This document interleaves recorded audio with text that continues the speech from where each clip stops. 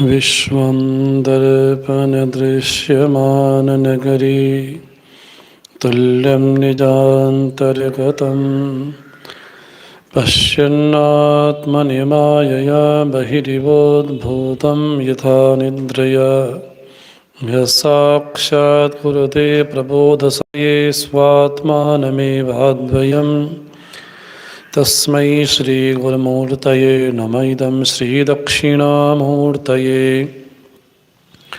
शङ्करं शङ्कराचार्यं केशवं बादरायणं सूत्रभाष्यकृतौ वन्दे भगवन्तौ पुनः पुनः। ईश्वरो गुरुरात्मेति मूर्तिभेदविभागिने व्योमवद्व्याप्तदेहाय दक्षिणामूर्तये नमः। अखिलांड कोटि ब्रह्मांडाधिनायक भगवान भाव भवेश्वर के चरणों में प्रणाम करते हुए प्रातः स्मरणीय श्रोत्रिय ब्रह्मनिष्ठ परम पूज्य बड़े महाराज श्री के चरणों में प्रणाम करते हुए परम पूज्य स्वामी गोविंदानंद जी महाराज जी के चरणों में प्रणाम करते हुए परम पूज्य स्वामी महेशानंद जी महाराज जी के चरणों में प्रणाम करते हुए इस आश्रम के मुख्य पूज्य महाराज श्री के चरणों में प्रणाम करते हुए आप सभी संत चरणों को ओम नमो नारायणाय।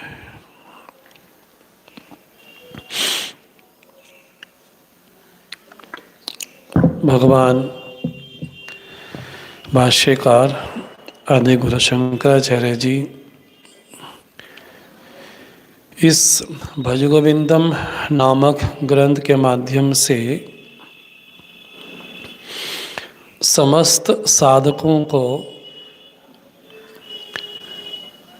ईश्वर प्राप्ति के जो सहज साधन है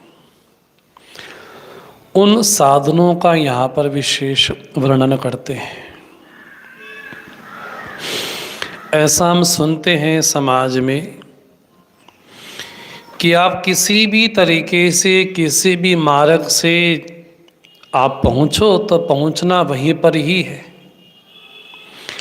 तो कोई भी मार्ग अपनाओ तो वो मार्ग वहीं तक पहुँचता है।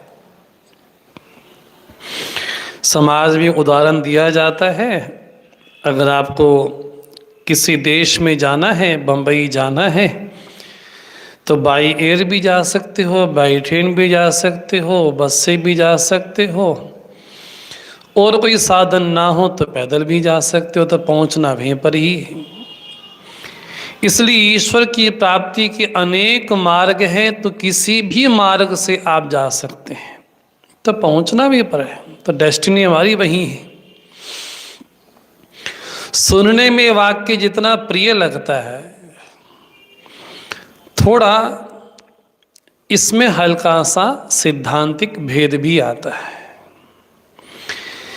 जब वेद इसके बारे में कहता है ऋते ज्ञानात् न मुक्ति ही, बिना ज्ञान के मुक्ति संभव नहीं है, और वेद जब ये कहता है नान्या पंथा विद्यते अयनाय, इस मार्ग के अलावा और कोई अन्य मार्ग नहीं है, इसका अर्थ ये हुआ कि बाकी जितने भी प्रकार के साधन हैं, चाहे वो सत्कर्म हो, चाहे नाम सुमिरन हो, चाहे तीर्थाटन हो, चाहे अर्चना हो, इन सभी साधनों का एक ही फल है कि हमारे अंतःकरण की शुद्धि हो।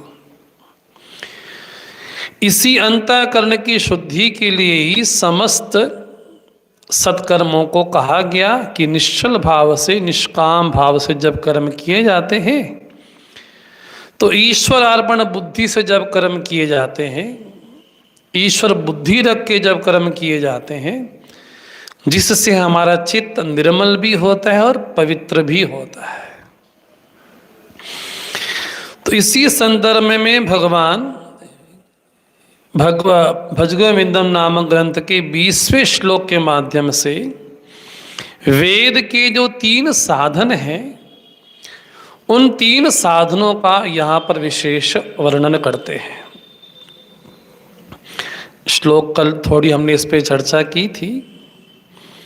भगवद गीता किंचिदधीता गंगा जल लव कणिका पीता सकृदपीन मुरारी समर्चा क्रियते तस्य यमेन न चर्चा भज गोविंदम गोविंदम भज मूढ़मते। आचार्य कहते हैं भगवद गीता किंचिद अधीता, अगर हम गीता को अपने जीवन में अपनाते हैं और कितना पढ़ें, तो कहा लोगों के पास कलयुग में सब कुछ है लेकिन एक चीज नहीं है। बोले क्या? बोले समय नहीं है। यहाँ तक लोग बोल देते हैं कि मरने तक का समय नहीं है, इतना अपने जीवन में हम बिजी हो गए। तो आचार्य कहते हैं किंचित अधीता, हम रोज थोड़ा थोड़ा गीता का अध्ययन करें, क्योंकि भगवत गीता से पता चलता है कि वास्तव में मेरा स्वरूप क्या है, ईश्वर का स्वरूप क्या है और ब्रह्म का स्वरूप क्या है, जीव का, जगत का और जगदीश्वर का, इन तीनों का आपस में क्या संबंध है, जीव की सत्ता क्या है, जगत की सत्ता क्या है और जगदीश्वर की सत्ता क्या है। इन तीनों के अलावा एक तत्व और है जिसको कहा गया ब्रह्म तत्व। जैसा कोई क्रिकेट का स्टेडियम हो जहाँ पर लोग खेलते हों, तो एक तो टीम होती है खेलने वाली, एक टीम होती है जो फील्डिंग करती है कि बैटिंग करती है, एक होता है एम्पायर और एक होता है ग्राउंड जहां पर खेला जा रहा है। तो जीव कौन है? बोले जो बैटिंग करता है, जो खेल रहा है। जगत क्या है? बोले जगत मानो कि कोई दूसरी टीम है जो हमारे पे लगातार कोई ना कोई गेंद फेंकती जा रही है।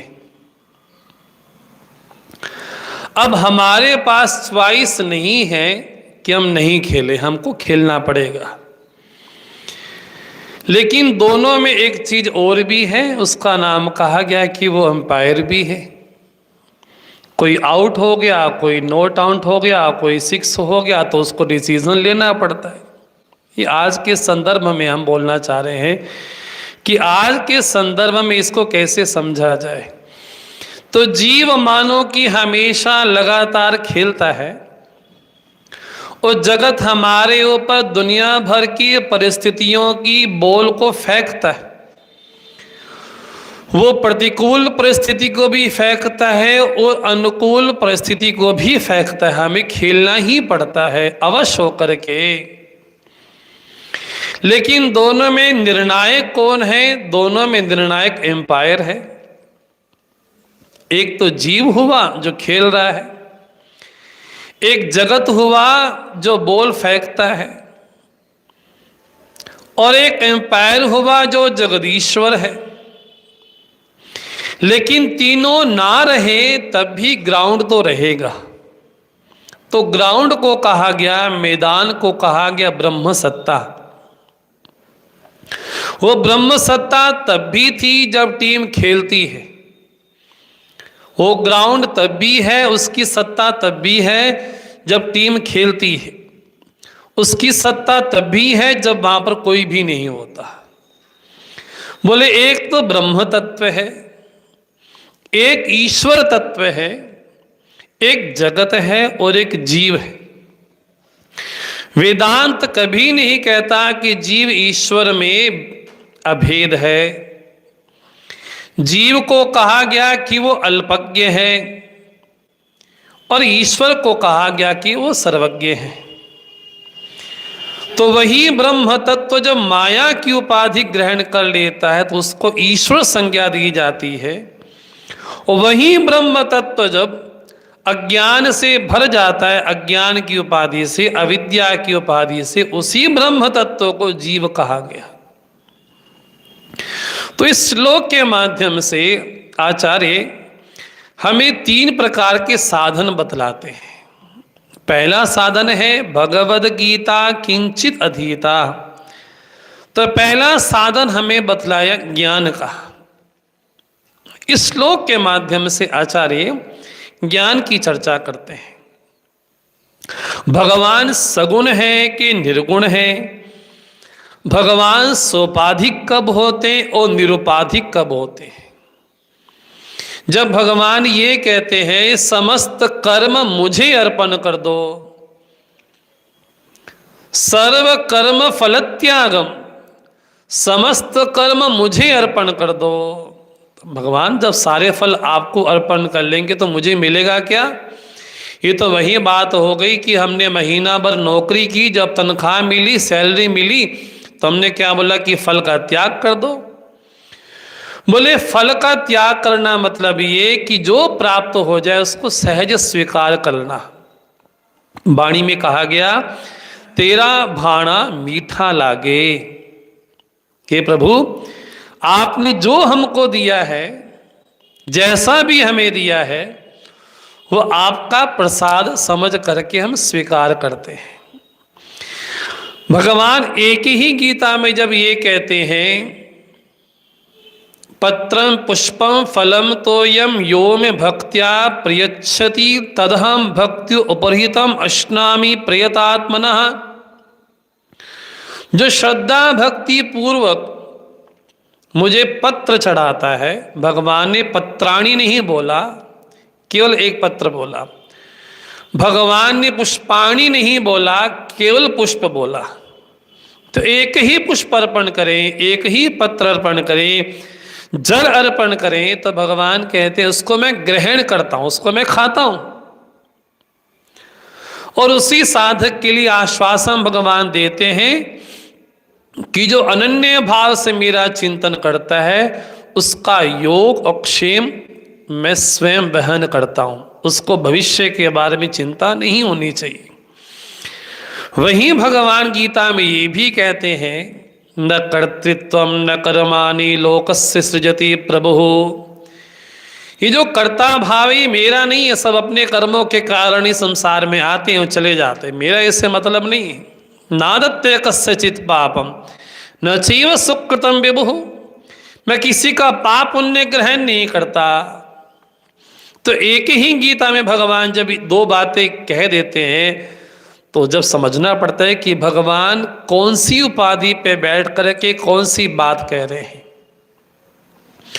जब जीव के संदर्भ में कहेंगे तो हमारा वो जगदीश्वर है, जगत के संदर्भ में कहेंगे तो जगदीश्वर है, लेकिन जब वास्तविक तत्व की बात कहेंगे तो अपने आप में ब्रह्म तत्व ही है। जैसा कि पृथ्वी वासियों की दृष्टि से सूर्य कैसा है, पृथ्वी वासियों की दृष्टि से सूर्य बिल्कुल छोटा सा दिखाई पड़ता है। पृथ्वी वासियों की दृष्टि से सूर्य उदय भी होता है और अस्त भी होता है। लेकिन सूर्य से पूछा जाए तुम कभी उदय हुए हो, तो सूर्य की दृष्टि से देखा जाए सूर्य न कभी उदय हुआ न कभी अस्त हुआ।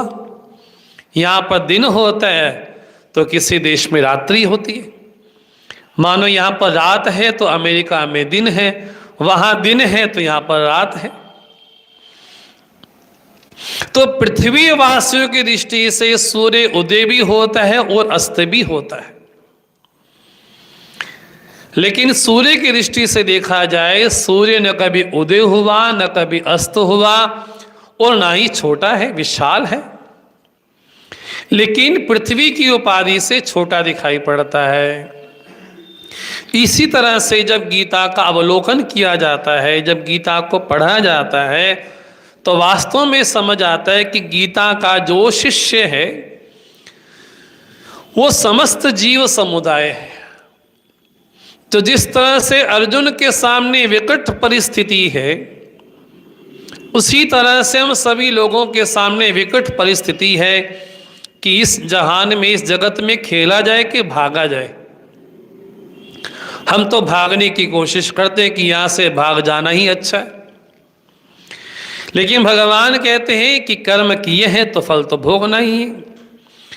तो आचार्य जब ये कहते हैं भगवद गीता किंचित अधीता, तो यहाँ पर भगवान ज्ञान शब्द की चर्चा करते हैं। तो वेद में 3 प्रकार के साधनों को कहा गया, एक ज्ञान, एक कर्म, एक उपासना। इस श्लोक के माध्यम से आचार्य 3 साधनों का विशेष वर्णन करते हैं। तो पहले पाद में कहा गया भगवद गीता किंचित अधीता। भगवद गीता का थोड़ा भी अध्ययन हो, अर्थात उसको विधि पूर्वक गुरु की आज्ञा में, गुरु की छत्र छाया में, किसी महापुरुष के सानिध्य में जब इसका अध्ययन किया जाता है तो वास्तव में पता चलता है कि ज्ञान की चर्चा कहाँ की गई। दूसरा शब्द आया गंगा जल लव कणिका पीता। इस पाद के द्वारा आचार्य भक्ति का विशेष वर्णन करते हैं। तो पहले पाद में ज्ञान की चर्चा है, दूसरे पाद में चर्चा है भक्ति की। तो कैसी है? बोले गंगा जल लव कणिका पीता। ये भगीरथ के प्रयास से आई, क्योंकि भगीरथ ने माँ से प्रार्थना की माँ प्रकट हो, तो माँ गंगा बोलती है कोपी धारिता वेगम पतंत्या में मही तले, कोई मेरे वेग को धारण नहीं कर सकता, तो आप शिव जी की आराधना करो। तो शिव जी की आराधना की, तब जाके भगवान शिव ने अपनी अलकोपेन को सजाया। तो अलकावली पे सजाया, तब जाकर के अलकनंदा प्रकट हुई और वहां से गंगा का प्रादुर्भाव हुआ, जो कि 7 धाराओं में हुआ। पुण्य तो या सुर सरिता ब्रह्मद्रवा जो गंगा है वो कैसी है? बोले गवयति प्रापयति ज्ञापयति वा भगवत पदम या शक्ति सा गंगा। बोले गंगा क्या है? बोले उस ईश्वर की प्राप्ति में जो साधन है उसको भक्ति कहा गया। तो गंगा जल लव कणिका पीता के माध्यम से आचार्य भक्ति का संदेश देते हैं कि भक्ति के माध्यम से उस ईश्वर की स्तुति की जाए, क्योंकि 4 ही प्रकार के शब्द बड़े प्रिय हैं भगवान को। गीता, गोविंद, गंगा, गायत्री, 4 गगार भगवान को अत्यंत प्रिय हैं। इसलिए भगवान जब ये कहते हैं गंगा जल लव, अर्थात भक्ति का एक अंश भी हमारे जीवन में उतर जाए तो क्या होगा? बोले गंगा तो भगवान शिव की जटाओं से निकली, तो जटाओं से निकलने के कारण साक्षात भक्ति स्वरूपा है। और जब जटाओं से निकलती है तो बड़ी पवित्र भी है। कल जैसा हमने निवेदन किया कि हमारे तपोवन जी महाराज तो यहाँ तक कहते थे कि साक्षात मानो कि ब्रह्म ही बह रहा है, ब्रह्म ही मानो कि नदी के रूप में अवतीर्ण हुआ है, बहता जा रहा है। तो भगवान जब ये कहते हैं गंगा जल लव कणिका पीता, अर्थात भक्ति का अंश हमारे जीवन में अवतरित हो जाए, तो जीवन में जो भी हमारे कर्म हो वो कर्म न हो करके कर्म योग हो जाए, भक्ति योग हो जाए। तो भगवद गीता किंचित धीता के माध्यम से भगवान ज्ञान की चर्चा करते हैं और गंगा जल लव कणिका पीता के माध्यम से भगवान भक्ति की चर्चा करते हैं कि जीवन में भक्ति का भी समावेश हो। और तीसरा कहते हैं सकृदपि येन मुरारी समर्चा, किसी ने एक क्षण के लिए भी, एक बार भी मुरारी की अर्चना की, क्योंकि भगवान जब भौमासुर के नगर में गए तो भौमासुर ने अनेक कन्याओं को अपने जेल में कैदी बना करके रखा। तो 16,100 कन्याओं को, रानियों को अपने कैद में रखा और पहरेदार को बनाया। पहरेदार बनाया 5 मुख वाला दैत्य दानव मुर। तो भगवान सबसे पहले आकर के मुर नाम के दैत्यों का वध करते हैं, उसका संहार करते हैं।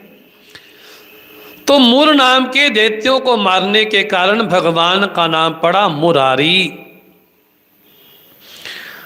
तो जो एक बार भी मुरारी की अर्चना करता है, सकृदपि येन मुरारी समर्चा, इस श्लोक के माध्यम से आचार्य ने कर्म की चर्चा की, कर्मयोग की चर्चा की। तो एक ही श्लोक के माध्यम से आचार्य ज्ञान की भी, भक्ति की भी और कर्म की भी चर्चा करते हैं। हमारे जीवन की जितने भी कर्म हैं वो सारे कर्म किसके लिए हों? बोले सारे के सारे कर्म ईश्वर की प्रीति के लिए हों। जो भी हमारी चेष्टा हो, बोले किसके लिए हो? बोले मुरारी के लिए हो। सकृदपि येन मुरारी समर्चा। भगवान तो वाल्मीकि रामायण में यहां तक कह देते हैं, सकृदेव प्रपन्नाय तवास्मीति याचते। कोई एक बार भी आकर के मेरी शरण में आके कह दे कि मैं आपका हूं, बस भगवान कहते हैं अभयम ददामी, मैं इसको अभयत्व प्रदान कर देता हूं। तो ऐसा जब भगवान निवेदन करते हैं, क्या सकृदपि येन मुरारी समर्चा क्रियते तस्य यमेन न चर्चा। फिर यम देवता उसके बारे में चर्चा नहीं करते, अर्थात फिर यम का विषय नहीं रह जाता। क्योंकि जब हम अजामिलोपाख्यान पढ़ते हैं, अजामिलोपाख्यान में नाम की महिमा का विशेष वर्णन किया गया। तो अजामिल के छोटे से पुत्र का नाम नारायण है। तो नारायण का जैसे ही स्मरण किया गया, याद किया गया, तो यमदूत भी आए और विष्णुदूत भी आए। विष्णुदूतों ने यमदूतों को मार करके, डांट करके भगा दिया और ये कहा कि इसने अंतिम में नारायण का स्मरण किया है। यमदूत आकर के यम से निवेदन करते हैं कि हम तो आपकी नौकरी छोड़ना चाहते हैं महाराज। बोले क्यों? बोले जिसको लेने के लिए गए थे वहां से हमको भगा दिया। तो यम देवता बोलते नैते यमम पाशवितश्च तद्भटान स्वप्ने भी पश्यन्ति क्षीण निष्कृताः। बोले जिसके जीवन में गोविंद का स्मरण है, जो गोविंद की सेवा करता है, वो कभी भी मेरा पाश का, हाँ जी, अधिकारी नहीं होता।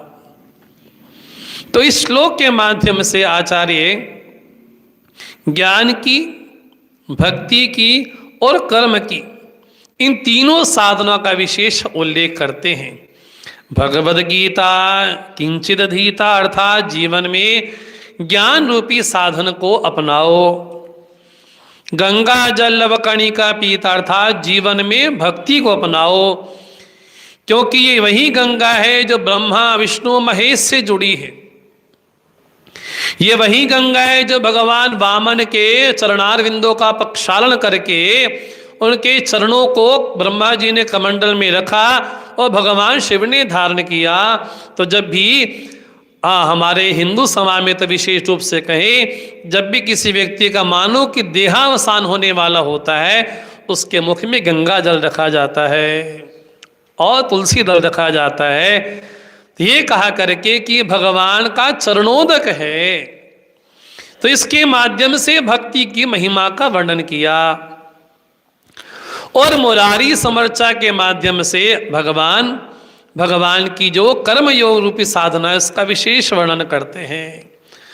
तो जिसने भी अपने जीवन में ज्ञान योग को, भक्ति योग को, कर्म योग को धारण किया है, उसके बारे में आचार्य कहते हैं उसको कभी भी मृत्यु का भय नहीं सताता। जो मृत्यु रूपी क्लेश है, क्योंकि हमारे पंच क्लेशों में कहा गया अविद्या, अस्मिता, राग, द्वेष, अभिनिवेश, जो मृत्यु का भय बना रहता है कि मैं मरूंगा तो क्या होगा, मैं मर जाऊंगा तो क्या होगा, ये जो मृत्यु का भय बना हुआ है, उस भय से जीव पूरी तरह से मुक्त हो जाता है। फिर शरीर जब तक रहे, जैसा भी रहे, जिस स्थिति में रहे, लेकिन वो जीव रहता कहाँ है? बोले जीव या तो ज्ञान में रहेगा, या भक्ति में, या तो कर्म में रहेगा। तो इस श्लोक के माध्यम से आचार्य ने 3 साधनों का विशेष उल्लेख किया, जो कि बड़ा चिंतनीय है। बोला इसकी श्लोक की व्याख्या जितनी की जाए, बड़ा श्लोक हमको प्रिय है वाला श्लोक, कि जीवन में भगवत गीता का आलंबन हमें लेना चाहिए। ओम, समय देखते हुए ये विराम देंगे। ओम सर्वे भवन्तु सुखिनः, सर्वे सन्तु निरामयाः, सर्वे भद्राणि पश्यन्तु मा कस्य दुःखभाग् भवेत्। असतो मा सद्गमय, तमसो मा ज्योतिर्गमय, मृत्युर्मामृतं गमय। ओम शांति शांति शांति। श्री वृंदावन बिहारी लाल की जय, भगवान की जय।